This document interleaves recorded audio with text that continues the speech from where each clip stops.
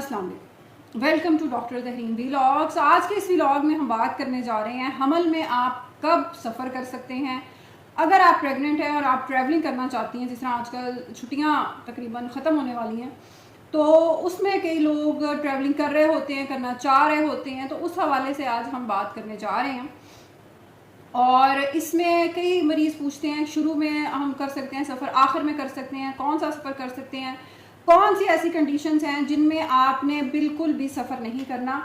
जैसे ही आपको पता चला है कि प्रेगनेंसी है, हमल है, तो आपने बिल्कुल भी ट्रैवल नहीं करना। ये वीडियो अब आपने एंड तक देखनी है ताकि इन कंडीशंस के बारे में आप तफसील से जान सकें। सबसे पहले हम उन कंडीशंस की बात करेंगे जिनमें जो टोटली कॉन्ट्राइंडिकेटेड हैं, जिनमें आपने बिल्कुल भी ट्रैवलिंग नहीं करनी अगर आपको पता चल जाता है कि प्रेगनेंसी है, क्योंकि उससे आपको और बच्चे की सेहत को ख़तरा हो सकता है, हमल ज़ाया हो सकता है।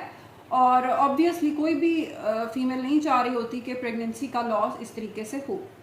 अगर तो कोई ऐसी कंडीशन थी जिसमें आपका कोई पहले मिसकैरेज हो चुका है, कोई आपका हमल पहले से ज़ाया हो चुका है, 2-3 आपके पहले मिसकैरेजेस हो चुके हैं और अब आपकी प्रेगनेंसी है, तो फिर आपने सफ़र बिल्कुल नहीं करना। अवॉइड करें सफ़र को, ट्रैवलिंग को बिल्कुल अवॉइड करें। क्यों?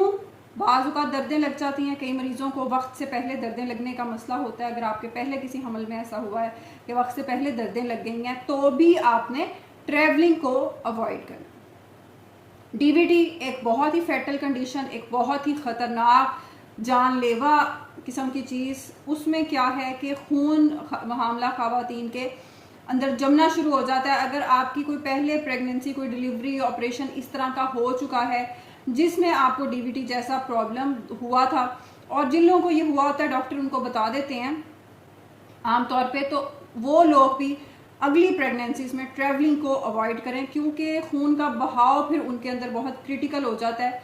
और ट्रैवलिंग जब आप सफ़र कर रहे होते हैं तो आप पास औक़ात आपका जो खून का बहाव है वो उतना बेहतर नहीं होता जितना कि घर में या आप कहीं वर्क प्लेस में हैं तो चलते फिरते काम करते जिस तरह का आपका बहाव होना चाहिए।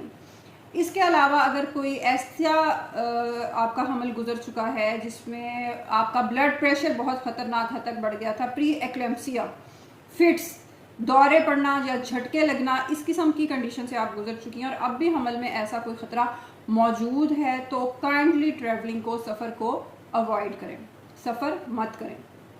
अगर ऐसा कंडीशन है कि आपको इस हमल में पानी पड़ रहा है या पहले भी कभी ऐसा होता रहा है, कुछ लोगों को छठे 7वें महीने में पानी पड़ने का मसला बहुत ज़्यादा शुरू हो जाता है, और ये वो कोई वाटर बैग लीक होना नहीं, ये इन्फेक्शन की वजह से और कई वजूहात होती हैं, तो वो लोग भी ट्रैवलिंग को अवॉइड करें, वो लोग भी सफ़र ना करें, क्योंकि इससे भी आपको कबल अज़ वक्त दर्दें लगने का और हमल ज़ाया होने का ख़तरा दरपेश हो सकता है।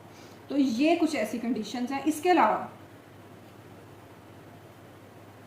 अगर प्लेसेंटा प्रीवियम, अगर कोई ऐसी कंडीशन थी जिसमें डॉक्टर ने आपको बताया है कि आपकी ओवल जो बच्चादानी है वहाँ तक पहुँच गई है या उसको कवर किया हुआ है, उसने इंटरनल ऑर्गन्स को कवर किया हुआ है, और आपको खून पड़ने की शिकायत के मसाइल भी हैं और आपको बेड रेस्ट कहा गया है और आपको बिल्कुल चलने फिरने से अवॉइड करने का कहा गया है, तो भी काइंडली सफ़र मत करें। ये भी जानलेवा हो सकता है। ये चीज़ें जो आज हम बता रहे हैं, इसकी वजह यह है कि कई लोग पूछते हैं कि अगर हमने ट्रैवलिंग करनी भी है, जैसे मेरा एक पेशेंट जिसने सिंध जाके डिलीवरी करनी थी, क्योंकि उसकी वो मतलब वहाँ से आई थी, उनका मेका या उनका कोई ऐसा रस्म व रवाज थे कि उन्होंने वहीं जाके डिलीवरी करवानी होती थी। नवाब शाह से उनका ताल्लुक़ था, तो उन्होंने पूछा कि अब प्रेगनेंसी हो गई है, और पहले भी मैंने ऐसे ही किया था जब मेरी फ़र्स्ट प्रेगनेंसी थी कि मैं सिंध चली गई थी और नवाब शाह जाके मैंने डिलीवरी की थी, तो अब मुझे बताएं कि मैं कब ट्रैवल कर सकती हूँ। चौथा, 5वां, 6ठा महीना, this is the honeymoon period of pregnancy. ये हमल का एक बेहतरीन दौर समझा जाता है, जिसमें पहले 3 महीने में होने वाली नौजिया, वॉमिटिंग, दिल ख़राब होना, मतली, ये चीज़ें बेहतर हो चुकी होती हैं। मरीज़ को भूख महसूस होना शुरू हो चुकी होती है, मरीज़ का खाना पीना बेहतर हो गया होता है, उसको जो हार्मोनल चेंजेस बहुत ज़्यादा हो रही थी वो कम होती हैं।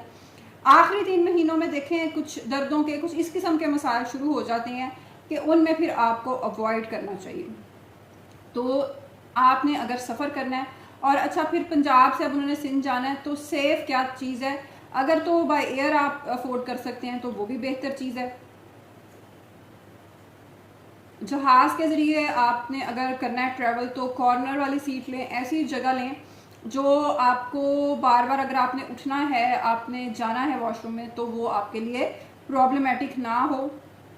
और ट्रेन का सफ़र भी आपके लिए ठीक है क्योंकि ट्रेन में बहुत ज़्यादा उस तरह झटके नहीं होते और एक स्मूथ ट्रैक होता है, तो रोड्स की तरह के झटके और ये चीज़ें नहीं होती, तो वो आपके लिए ज़्यादा बेहतर ऑप्शन है। फिर स्पीड इतनी ज़्यादा नहीं होती कि आपकी जो दिल ख़राब होना,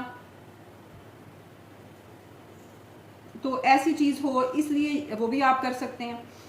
इसके अलावा आपने क्या करना है, अगर आप ट्रैवलिंग कर रहे हैं तो और ऐसी कोई कंडीशन आपको नहीं थी, अब आप सफ़र कर रहे हैं, तो आपने क्या करना है उसमें एहतियात, हर 15-20 मिनट बाद आपने अपने पाँव को हिलाना है, थोड़ा सा अपनी टोस को, अपने पाँव की उंगलियों को थोड़ा सा मसाज करना है, उनको उठाएं, टांगों को थोड़ा सा मलें।